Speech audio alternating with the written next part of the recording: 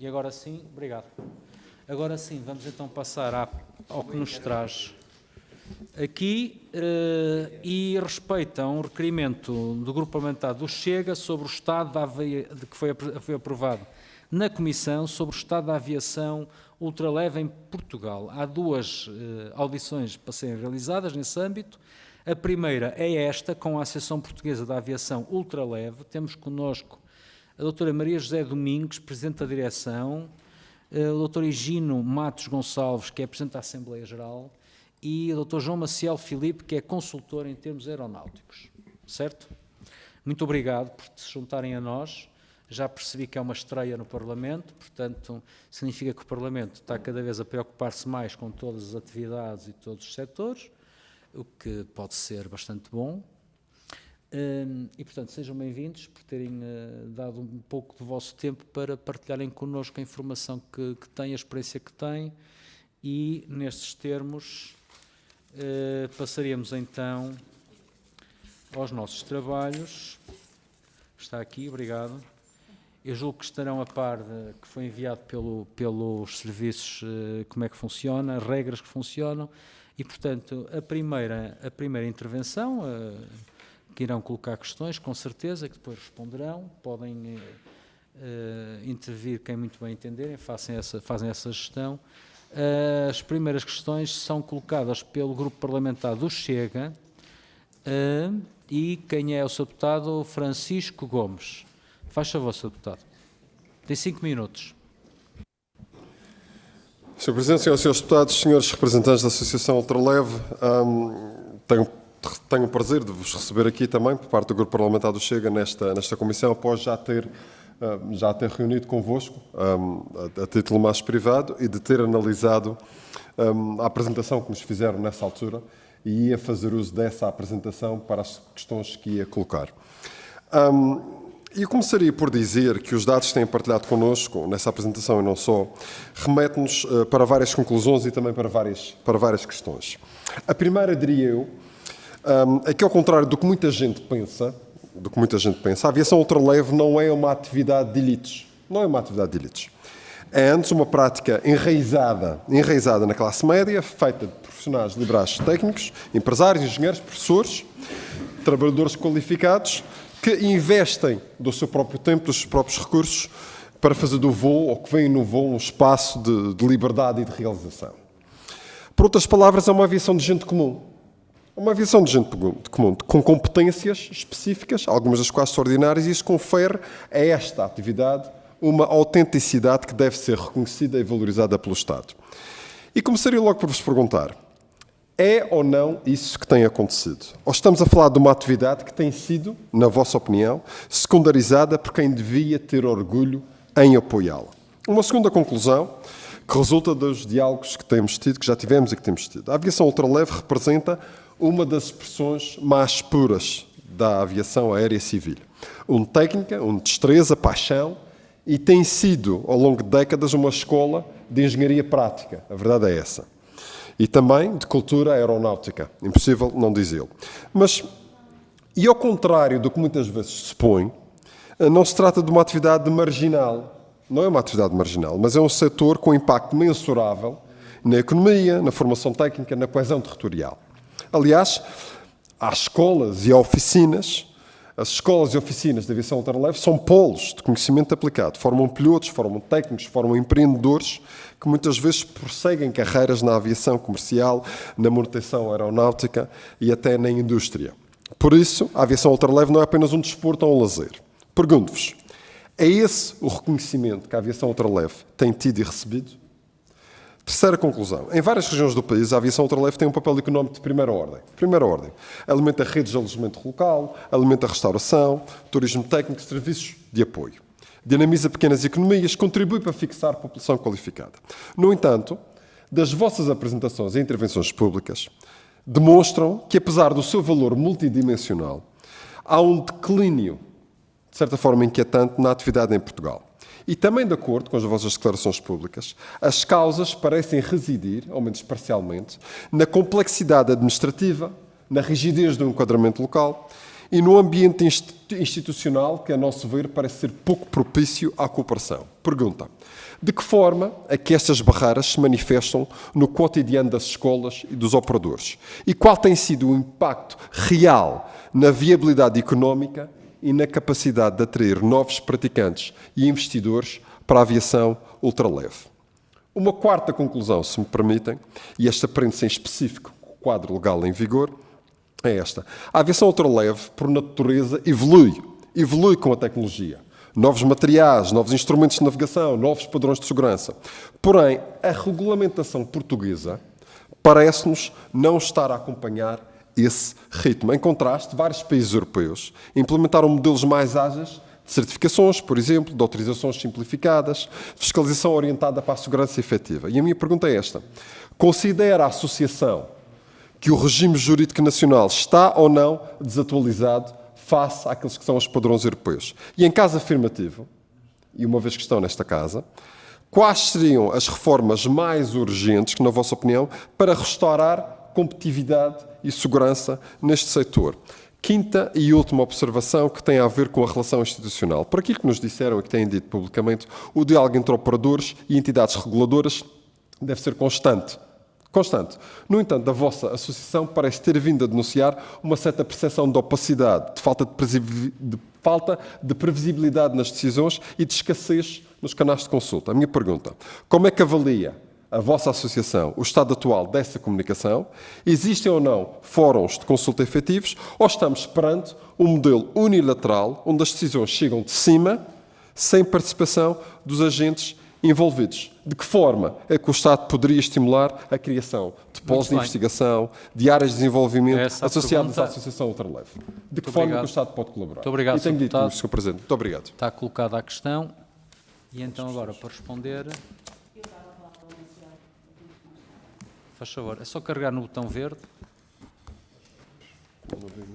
Bom, em primeiro lugar, quero agradecer aos senhores deputados, na pessoa do Sr. Presidente, a oportunidade que dá à APAU de vir aqui, digamos, partilhar um pouco as nossas preocupações e aquilo que julgamos ser os estrangulamentos à nossa atividade, mas principalmente partilhar convosco também a nossa visão de futuro desta aviação, que queremos mesmo que seja brilhante e que não apenas seja algo passageiro.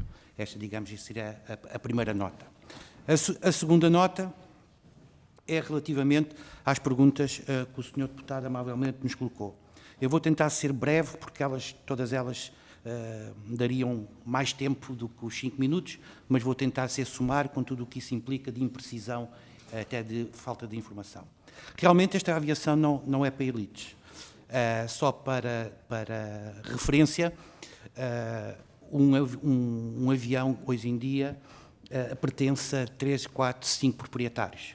Portanto, para quê? Para que seja possível haver aviões, porque só um não consegue ter o avião. E, portanto, a cota de cada um não é mais nem menos do que um carro de segmento médio. Portanto, e tem que ser em sociedade. Por exemplo, eu não tenho avião, porque ainda não tenho essa capacidade económica, até mesmo para essa sociedade. Mas vou tendo a colaboração dos meus amigos para me deixar voar os aviões deles, e a Sra. Presidente tem um avião em sociedade, portanto, como vê, de elite ou de grande capacidade económica, não é, de facto, a norma. Haverá, de certeza, alguém, mas não é a norma. E, portanto, esta é, digamos, um ponto de partida e até para, digamos, deixar claro algum preconceito, algumas ideias pré-concebidas sobre esta aviação. De facto, a última pergunta tem uma dimensão muito grande. De facto, o modelo atual, não só da legislação, que está de facto desatualizada, nós enviámos um pequeno documento ilustrativo daquilo que tem sido a evolução desta aviação, e nota-se que, de facto, os aviões de terceira geração não cabem na legislação, e há alguns já da segunda, não cabem na legislação atual. E, portanto, o que é que acontece? 2 fenómenos. A frota não é renovada e aquela que é renovada já vem com matrícula estrangeira para proprietários portugueses.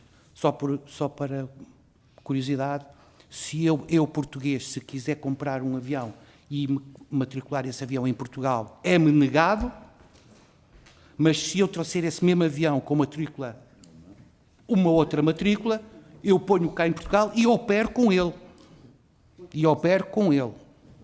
Com tudo o que isso implica. Está aqui uma idiosincrasia que é difícil de explicar, explica-se pela inadequação da legislação e alguma inércia do próprio regulador de olhar esta realidade e tomar as medidas a tempo. E, portanto, os aviões novos que chegaram a Portugal neste último ano e meio têm matrícula estrangeira e não vão mudar para a matrícula portuguesa tão cedo. Isto traduz-se na segunda parte da própria pergunta. De facto, o modelo relacional entre o regulador e o regulado é onde reside o conhecimento substantivo desta aviação, porque somos nós que o pilotamos, somos nós que os abastecemos, somos nós que, desculpem-me a expressão, que sentimos o cheiro do combustível, não participamos na vida do regulador. Portanto, o regulador chega, diz o que tem a dizer e ponto final. Aliás, nestes últimos tempos, depois de um trabalho que tem sido feito há cerca de ano e meio pela APAU, para tentar perceber que caminhos novos podemos trilhar, e em termos até da letra da lei, não houve nenhuma interação do regulador connosco. Portanto, de facto, é um modelo centralizado e unidirecional. E os modelos europeus mais avançados são muito mais colaborativos, inclusive nos países que vão à frente da Europa neste tipo de aviação, o modelo nem é descentralizado, é um modelo de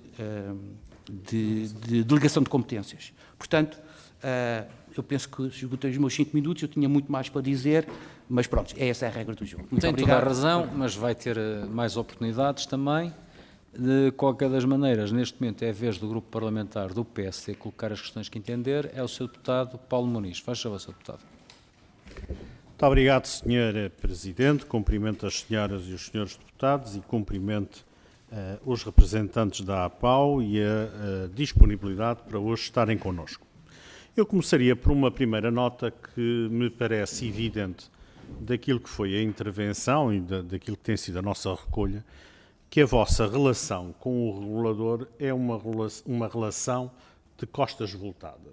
E isto, do nosso ponto de vista, não é uma boa metodologia para que o sector possa progredir e para que possa atualizar face àquilo que é a realidade do sector e aquilo que se vai fazendo na Europa.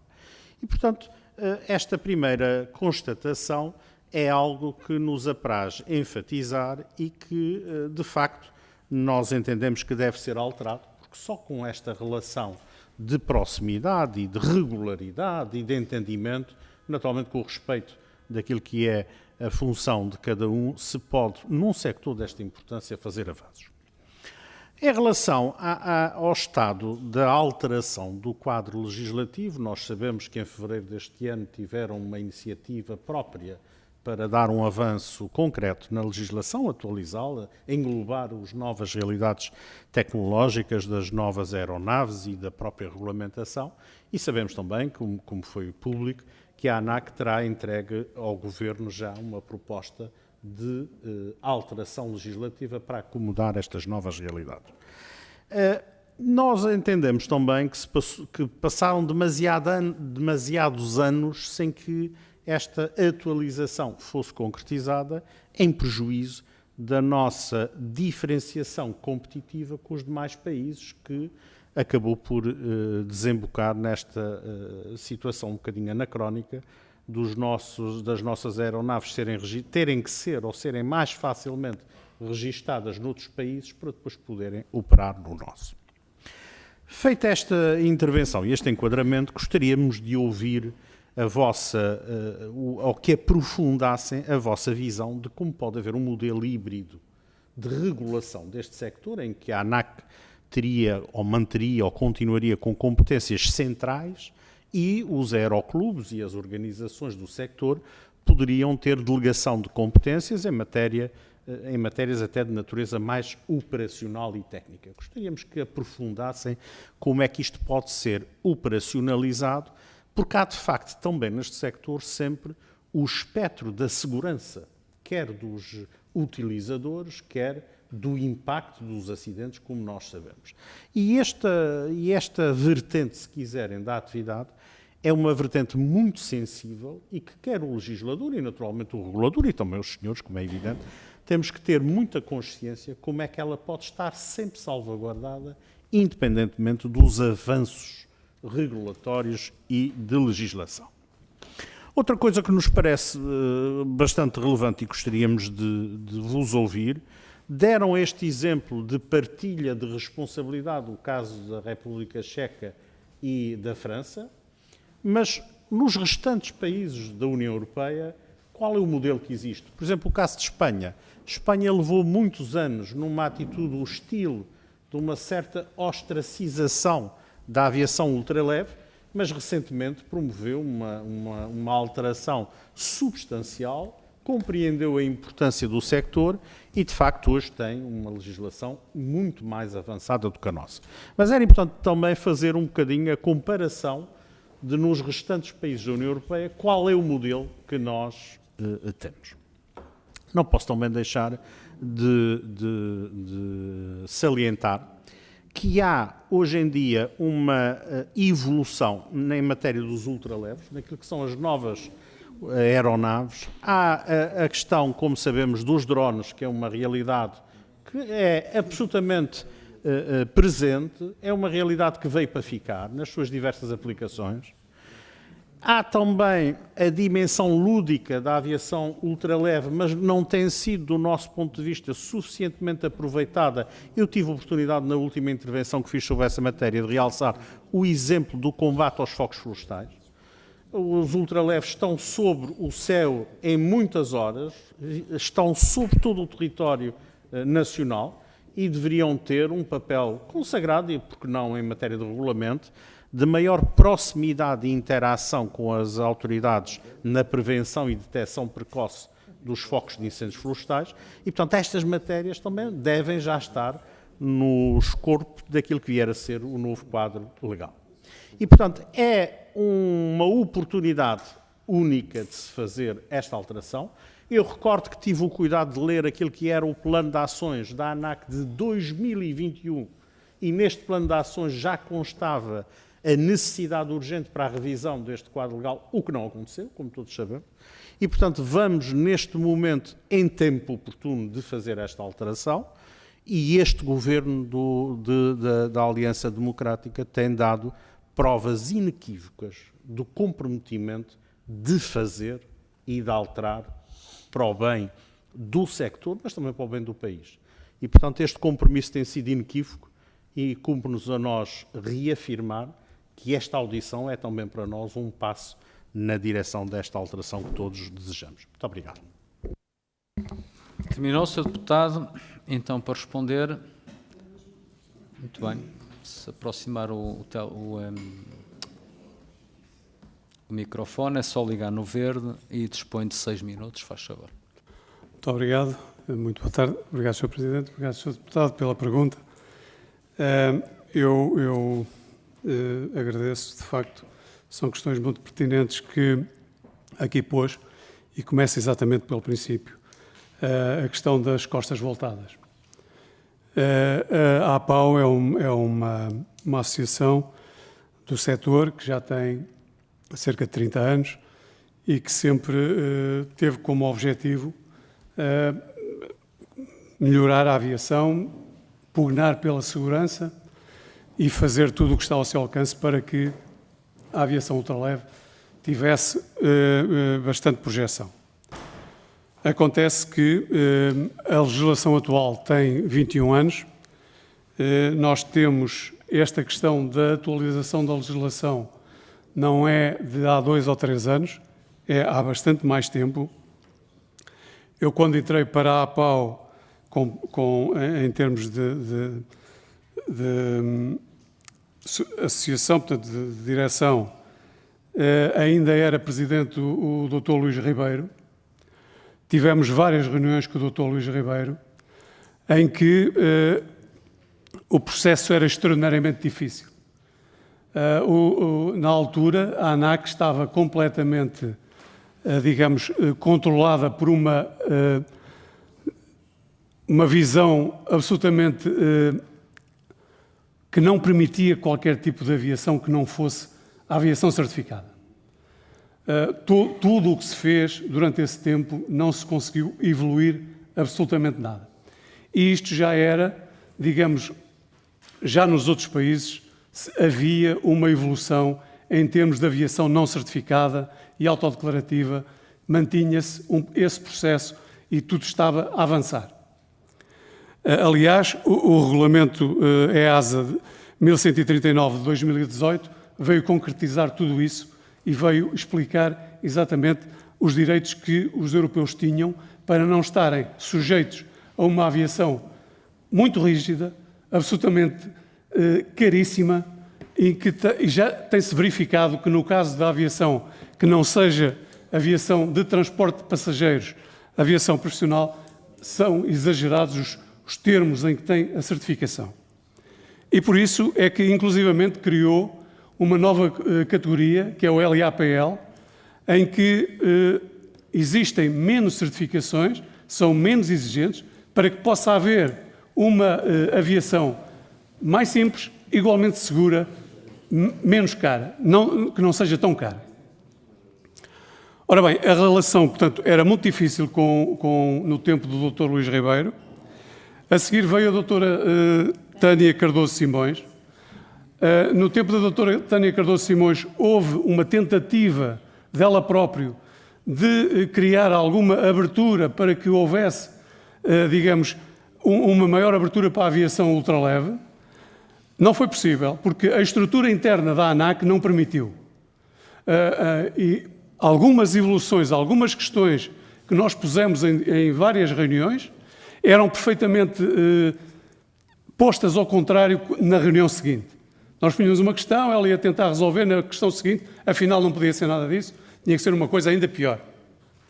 Apesar disso, nós criámos dentro da associação um departamento de ajuda aos associados para ajudarem na certificação das aeronaves. As aeronaves ultraleves são certificadas de 3 em 3 anos e precisam de ter um processo de certificação feito por os técnicos da ANAC.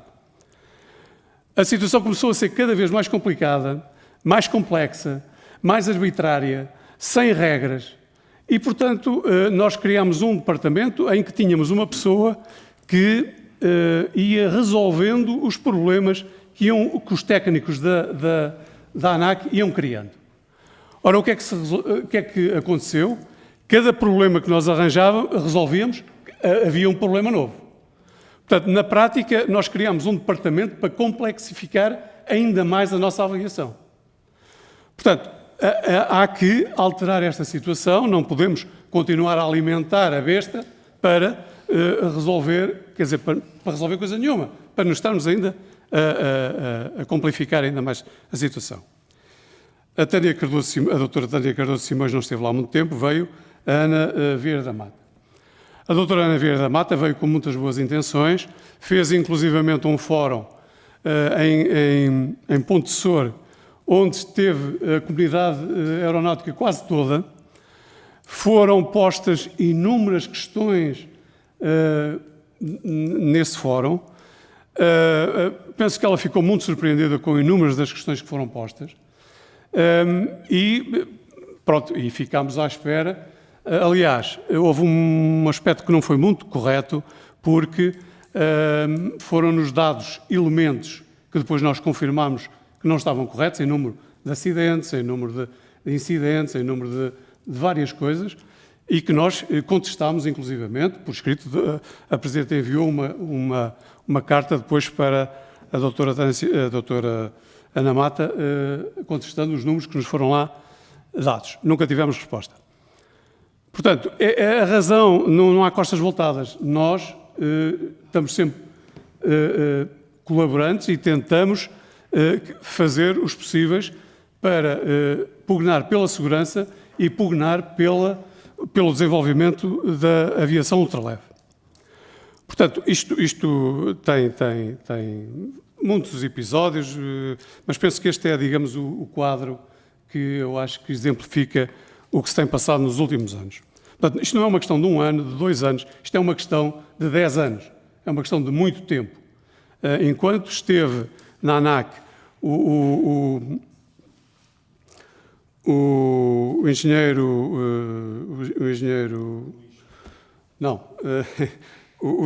Vítor Rosa, nada foi possível fazer. O engenheiro Vítor Rosa é que praticamente era o presidente da ANAC. Nada foi possível fazer dentro da ANAC. Pronto, esta questão é necessário evoluir. Nós, em fevereiro, como o Sr. Deputado disse, enviámos a nossa proposta de legislação, que também não obtivemos resposta, e, portanto, continuamos a trabalhar e fizemos as várias demarches que achamos convenientes e que chegámos aqui. Já acabou? Não, mas não acabou ainda, acabou esta parte, digamos assim. Desculpa, mas... Não, depois tem a oportunidade de intervir. Muito obrigado. Durante a tua audição toda ainda pode intervir mais vezes. Mas para mantermos aqui a cadência, até porque agora o Grupo Parlamentar do Partido Socialista está a colocar questões e, portanto, também quer, com certeza, contribuir para a discussão. Sr. Deputado Frederico Francisco, faz favor, tem 5 minutos. Muito obrigado, Sr. Presidente. Quer dizer, até acho que tenho a vantagem de algumas das questões relevantes já terem sido colocadas e, portanto, eu não as vou repetir. E se me sobrar algum tempo, eu até depois, com a autorização do Sr. Presidente, até o cedo aos nossos convidados para poderem completar as suas respostas. Pronto, há algumas das situações que descreve na relação com a ANAC e no funcionamento da ANAC, na forma como as coisas são feitas, num certo conservadorismo, uma certa rigidez, ou até na história há lá um tal engenheiro que sem ele não se faz nada, é um bocadinho a caricatura de uma certa cultura administrativa que nós vemos um pouco por todo lado em muitos dos nossos organismos. Mas, deixando essa parte de lado para já, segundo disse também o Sr. Deputado do PSD, existe já uma proposta de revisão legislativa preparada pela ANAC e que já estará nas mãos do Governo, e o que eu queria questionar é se houve e de que forma é que existiu até agora diálogo com a Associação na preparação desta revisão legislativa. Portanto, essa era a primeira questão que eu vos colocava e pedia para desenvolver. A segunda é que mencionaram que existe neste momento um desalinhamento entre aquilo que é a regulamentação em Portugal face, em particular, a outros países da Europa, que são aqueles com quem nós tipicamente nos comparamos mais, quer no tipo de aviões que são autorizados, não é? Falavam de primeira, segunda e terceira geração, portanto, se pudessem também clarificar o que é que isso significa e quais é que, por exemplo, são autorizados noutros países e não são autorizados cá, quer do ponto de vista da distribuição de competências ou naquilo que se permite a que os aeroclubes façam autonomamente face àquilo que é ou não é permitido cá. Portanto, se também nos fosse possível perceber como é que a nossa prática em Portugal se compara com aquilo que existe noutros países da Europa, era relevante. E, finalmente, estavam a mencionar isso agora, se nos pudessem dar alguns números sobre segurança, números de acidentes que têm ou não têm havido com a atividade nos últimos anos, isso também poderia ser útil porque, naturalmente, e como já foi aqui dito, esta é uma atividade onde a segurança tem que ser a preocupação, porque é uma atividade que implica com a segurança não só de quem a pratica, mas também de outras pessoas externas a quem a pratica. Portanto, essa é naturalmente sempre uma preocupação importante, mas é importante percebermos qual é que é a dimensão do problema, não é? Portanto, terminava por aqui e, portanto, aquilo que sobra procedia. Sim, senhor. Muito obrigado, Sr. Deputado. Então, para responder... Faz favor, Sra. Presidente. Eu vou responder porque fui eu que estive à frente do processo de comunicação com a ANAC. Eu substituí o Gino na presidência da direção, o Gino era o anterior presidente da direção da APAU, e eu, quando iniciei, de facto encontrei esta relação caótica entre os regulados e o regulador, no que toca a certificados de voo e outras matérias que têm que se tratar com o regulador. Para terem uma ideia, portanto, na lei são exigidos 8 items para ter um certificado de voo e a ANAC já estava a pedir 17 ou 18. Portanto, o crescendo era muitíssimo, além de que a colaboração era nenhuma, o que era pedido não se conseguia obter, perguntávamos onde é que se arranja, vocês é que sabem, pronto, e de facto não era possível, não havia nenhum tipo de colaboração nem de vontade de ultrapassar estas dificuldades. Quando se fez o fórum em setembro de Ponte Sor, de facto, houve ali uma proximidade e depois desse fórum eu enviei 2 ou 3 mails para a Presidente da ANAC contradizendo alguma das coisas que lá foram ditas e não obtivemos resposta. Também é preciso dizer que as coisas em Ponte Sor não correram muito bem porque eles foram muito confrontados com os regulados que lá estavam muito insatisfeitos. E, de facto, pronto, ouviram o que não quiseram, é mesmo assim, não é? Pronto. Em relação à segurança, deixe-me que lhe diga,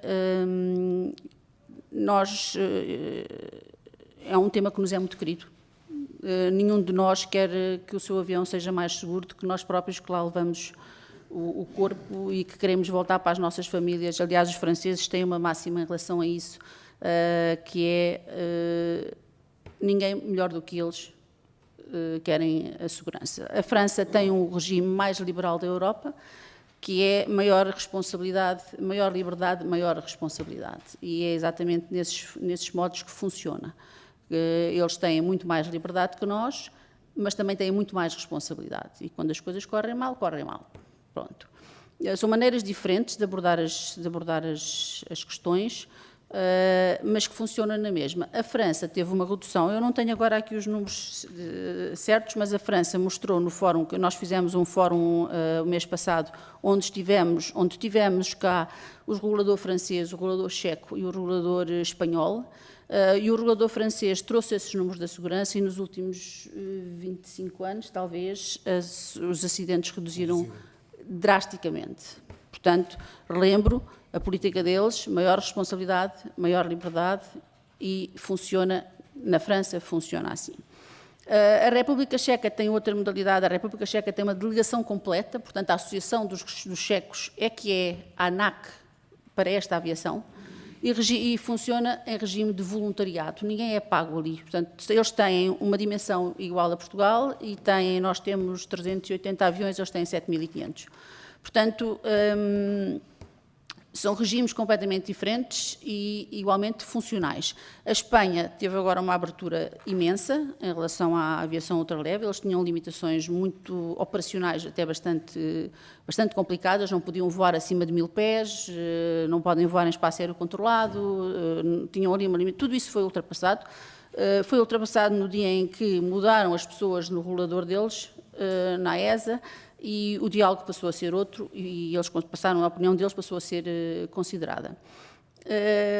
Com estes exemplos todos, nós baseámos-nos nestes exemplos todos para de facto construir a nossa proposta de lei, porque percebemos que havia outra maneira de fazer as coisas, que a aviação na Europa é saudável, este tipo de aviação é saudável, e portanto não há motivo nenhum para que não seja em Portugal.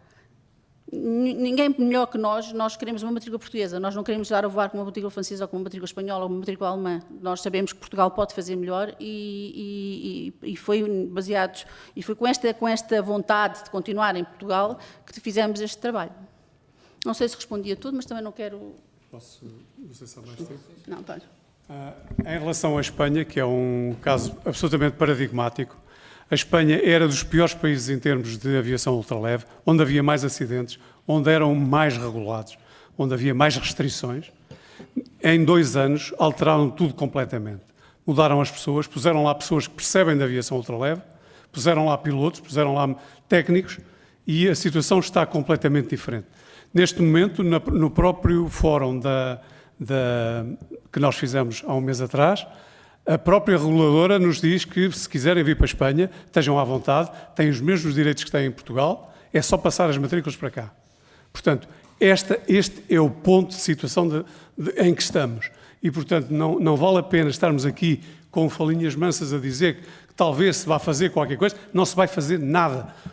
Com a atual estrutura da ANAC, não se vai fazer nada. O que existe de ideia é que vão criar um departamento, não sei o quê. O que estão a criar é mais camadas burocráticas dentro da estrutura. O que há a fazer é portanto, passar algumas competências para outras entidades, o que fizeram já em quase toda a Europa.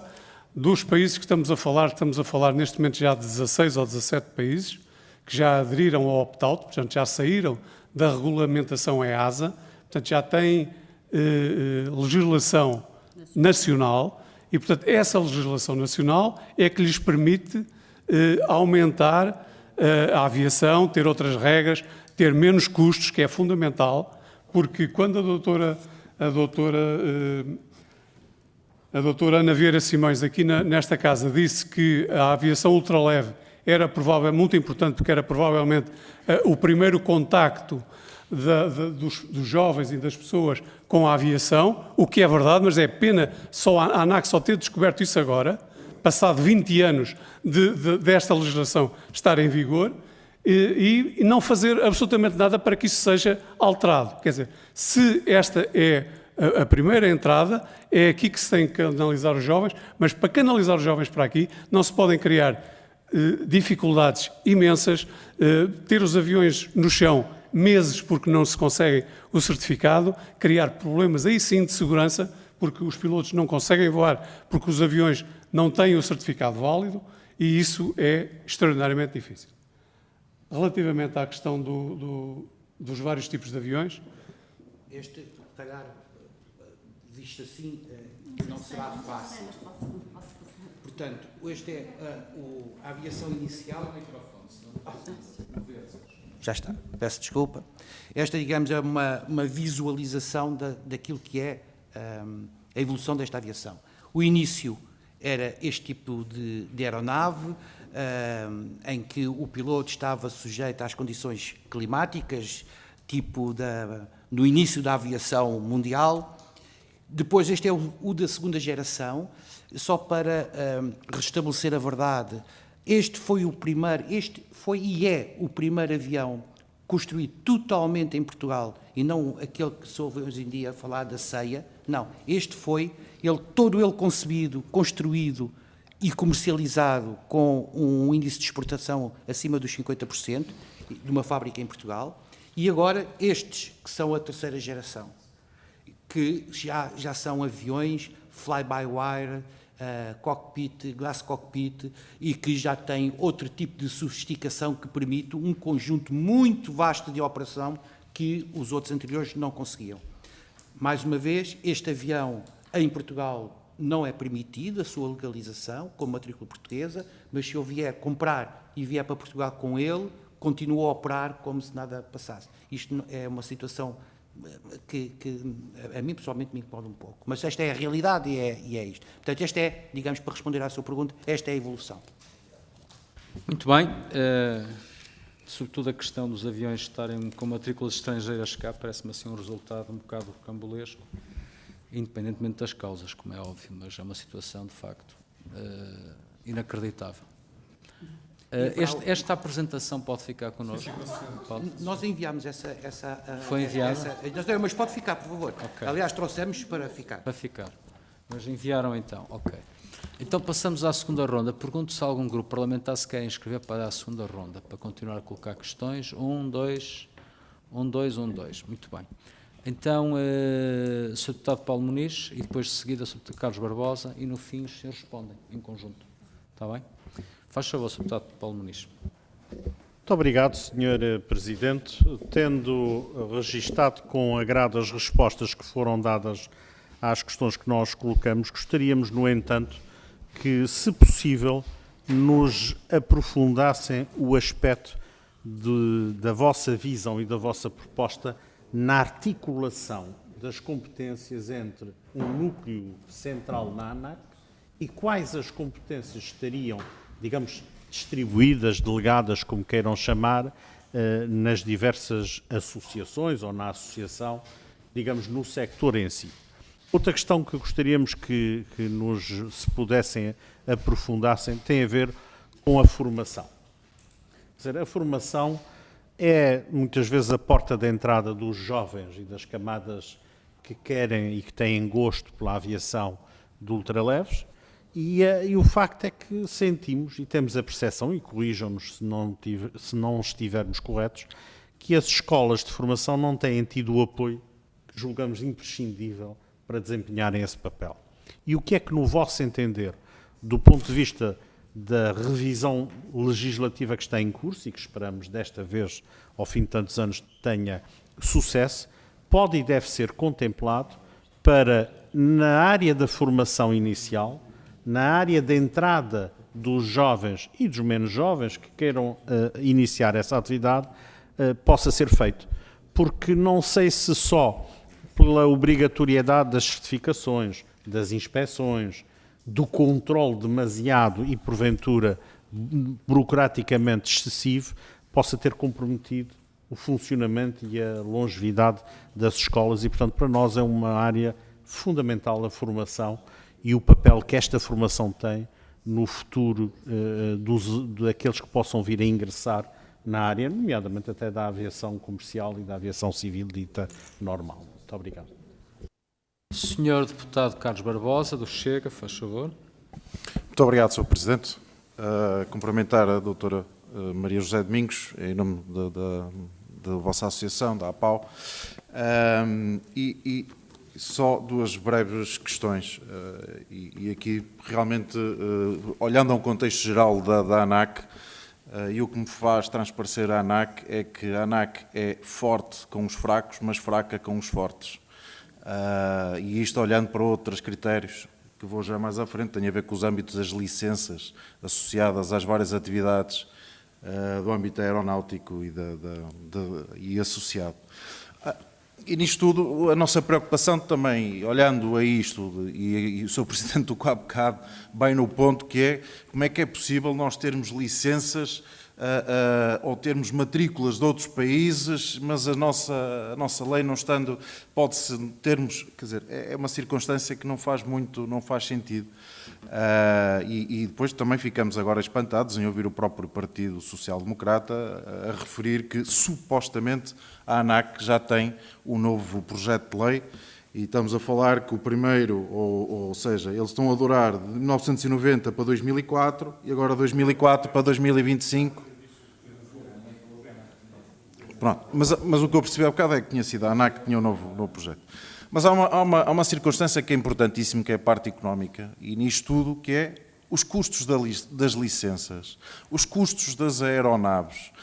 Ou seja, nós estamos a deixar de ter este aproveitamento económico para outros países, porque estão mais evoluídos no âmbito da lei, estarem a ficar com o dinheiro dos nossos portugueses e nós, porque a ANAC está a bloquear e a criar excesso de burocracia, não está a permitir com que vocês tenham as vossas licenças e vocês tenham as vossas aeronaves, e que estas aeronaves, além da parte recreativa, podem também ser usadas em âmbitos da tal coesão territorial que tantos nós falamos, que é no acesso, quer seja de medicamentos, ou mesmo da parte da segurança, seja de fogos e outras situações anexas. Mas o que é importante nós vermos nisto é se tenha realmente uma noção relacionada com os custos, os valores que nós estamos a perder ao longo dos tempos com o atraso da alteração da lei. Muito obrigado. Terminaram, Srs. Deputados. Então agora para responder e será a última intervenção em forma de conclusão. Façam favor. Eu começo, muito obrigado.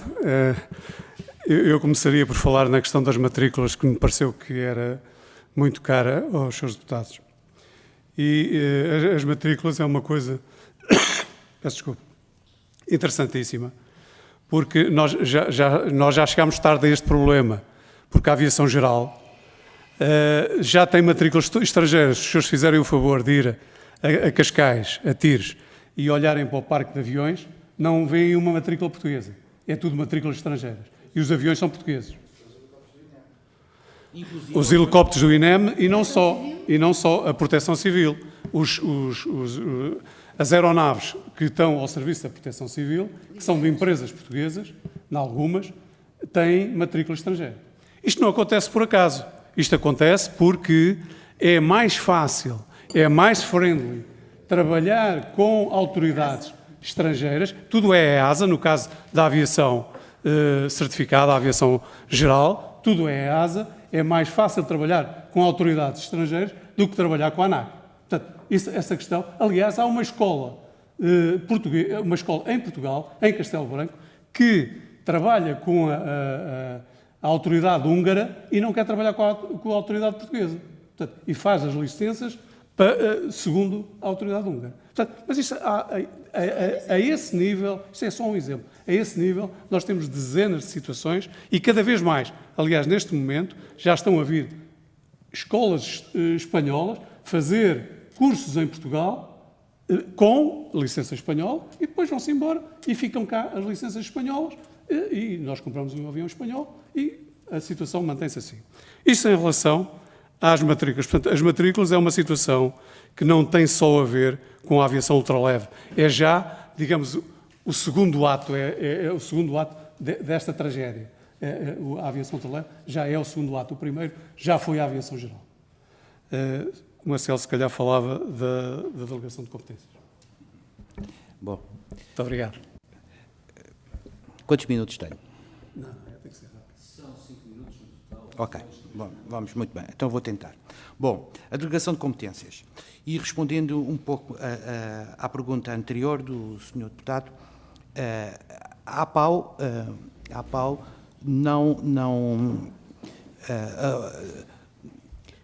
a existência da ANAC ou outra entidade similar é um imperativo nacional. A aviação, no caso concreto, não pode prescindir de um regulador. Chame-se ANAC ou outra coisa qualquer. Tem que lá estar. Nós somos uma sociedade de Estado de Direito e, portanto, faz parte da nossa organização civil e política ter um regulador e nós não abdicamos desse regulador, seja ele qual for. E, portanto, não queremos nos substituir, mesmo na nossa visão da delegação de competências, nós não nos queremos substituir à existência de um regulador. Não queremos nos substituir. Queremos ser, sim, complementares. Trazer ao regulador a nossa experiência cotidiana. E essa experiência, pois, tem tradução na prática e na forma que nós temos que nos relacionar. E essa delegação de competências não tem que ser instantânea. Há aqui períodos de aprendizagem. Uma curva de aprendizagem entre nós, PAPAU, e a ANAC. A forma como, pois, isto é tudo, como isto se compagina, é um trabalho contínuo. Nós não temos nenhum processo de intenção já dizer queremos isto, mas não, queremos trabalhar. E isto é gradual, porque queremos manter esta instituição, queremos contribuir para preservar muitas coisas que é necessário. E uma delas é até a segurança operacional. Não queremos rupturas no sistema a este tipo. Queremos rupturas de outra forma, mas não no sistema. E, portanto, isto também tem muito a ver com a forma como nos temos relacionado para efeitos da proposta legislativa. E respondendo ali um bocadinho ao Sr. Deputado do PS, de facto, a proposta apresentada pela ANAC nós não conhecemos, nós não colaboramos, nós não fomos interrogados pela ANAC a este propósito. Sabemos algumas coisas que nos vão chegando, numa reunião até bastante sumária que tivemos na Secretaria de Estado, de algumas coisas que nos perguntaram de forma muito sumária, muito ligeira, qual era a nossa sensibilidade. E ouvimos lá coisas que nos preocupou muito. E há uma coisa que gostaríamos de deixar muito claro sobre esta questão da delegação de competências e da revisão da legislação. E é preciso mesmo que isto fique muito claro. Se a proposta legislativa apresentada ao Governo, e depois o Governo tomará as suas as suas diligências próprias, das suas competências, porque é o Governo que é o intérprete das políticas públicas, não é a ANAC, é o Governo e a Assembleia da República que tem essa incumbência do voto em democracia, são eles que têm que o fazer, as políticas públicas, não a ANAC, mas seja como for, sobre essa visão que a própria ANAC poderá ter, uma coisa é clara, se essa proposta vier a ter letra de lei, das duas uma, ou ela vai ao encontro das necessidades efetivas do setor, ou não vai. E se não for, uma coisa é certa, os aviões saem de Portugal. Os novos entram com matrículas estrangeiras e os outros que estão cá, a pouco e pouco, vão para fora. Só a título de exemplo, os fabricantes checos e eslovacos, que são aqueles que vão mais à frente neste tipo de aviação, propõem aos compradores portugueses o pacote completo. E qual é o pacote completo? Está aqui o avião, está aqui a matrícula e está aqui a conversão da licença do piloto para a legislação do país. E faz parte do pacote. E, portanto, isto é matéria que é perfeitamente... é quase determinística. É quase determinística. Permite-me só uma leve observação sobre a relação relativamente à formação. Eu garanto e posso descansar, Sr. Deputado, que a formação portuguesa é das formações mais completas a nível europeu. Aliás, nós não temos qualquer dificuldade e somos dos poucos países, não somos dos poucos, mas somos um dos países em que os pilotos ultraleves portugueses voam em qualquer espaço aéreo, em qualquer país. Portanto, não há qualquer limitação para da formação que é dada em Portugal. Há encerramentos de escolas. Há muitos encerramentos de escolas, mas isso é por outras razões, é razões burocráticas. A questão que se põe e que se punha em Espanha era exatamente essa. A Espanha tinha uma deficiente formação, tinha muitas dificuldades e não tinha, inclusivamente, transponder em muitos aviões. Portanto, havia uma limitação grande. E eles estão a ultrapassar isso tudo. Eles, em 2 anos, com a alteração das pessoas, colocando lá pessoas do setor, pessoas que sabem o que estão a fazer, pilotos, porque a questão é esta, na ANAC podem-se contar pela mão de um dedo, pelos dedos de uma mão, a quantidade de pilotos que temos na ANAC. Isso já não foi assim. No tempo da DGAC não era assim. Portanto, esta situação há muitas questões, digamos, em volta de tudo isto e que é preciso abertura e é preciso interesse e vontade para se conseguirem resolver. Sr. Presidente, posso-lhe pedir da sua generosidade da Comissão mais 1 minuto? Nós temos de terminar, porque temos outra audição a seguir, exatamente à ANAC. Sim. Ótimo, ótimo. Faz favor. Muito obrigado, muito obrigado. É só para também fazer aqui uma nota sobre a questão da colaboração deste tipo de aviação na segurança nacional e na prevenção dos focos. Nós temos mais ou menos 350 aviões. Se destes houverem 100 que estejam disponíveis, vejam o recurso nacional que nós temos hoje para fazer o patrulhamento de fronteiras, a prevenção precoce de incêndios, 100 aeronaves prontas a entrar em operação. É um recurso que Portugal não se pode dar ao luxo de perder. E, portanto, esta é a minha nota. Mas, para isso, é preciso mudar mesmo a legislação. Muito obrigado. Aliás, essa sugestão, essa proposta, essa ideia consta desta apresentação, inclusive com os custos, uma previsão de custos associados. A apresentação essa, que eu já confirmei, foi distribuída por e-mail a todos os seus deputados. Julgo que esta audição ficou muito clara para todos os seus deputados quais são as preocupações da APAU e a argumentação que utilizam e, portanto, agradeço o facto de terem partilhado connosco essa vossa experiência e informação e dou por encerrada esta audição. Peço aos seus deputados que permaneçam nos vossos lugares porque seguiremos já com a próxima, está bem? São só 5 minutos. Muito obrigado.